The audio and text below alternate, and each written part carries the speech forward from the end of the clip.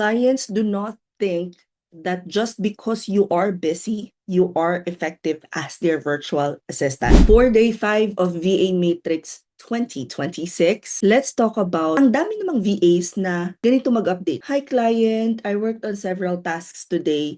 Sounds productive pero sa client side, walang clarity, walang visibility, walang productivity. Remember this, clarity builds trust. Trust builds long-term clients. Here's the client update hack I want to teach virtual assistants. The 3-line clear update rule. Short, specific, no explanation overload. Step number 1, focus on the outcome first. Huwag muna yung ginawa mo. Unahin mo kung ano yung result. Halimbawa, the email campaign is scheduled for tomorrow. Step number 2, key action only. Isa or dalawang actions lang, hindi daily diary. Halimbawa, you can say, I finalized the copy and added the call to action you approve. And then step number 3, add what's next or if you encountered any blocker. Clients love this part kasi it shows that you're thinking ahead.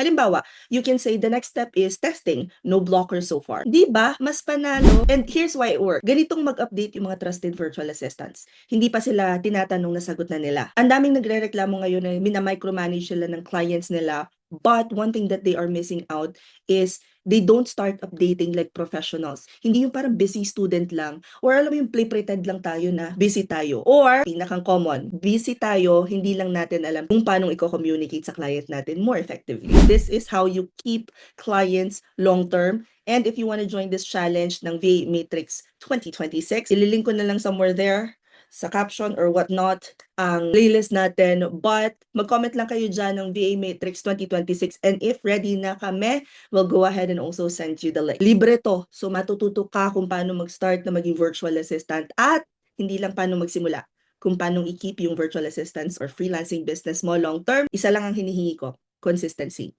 Make sure to document your journey, tag me, and use hashtag VA Matrix 2026. Comment any questions you guys have about working from home. Follow for more work from home chismis, and I'll see you sa next task. Bye!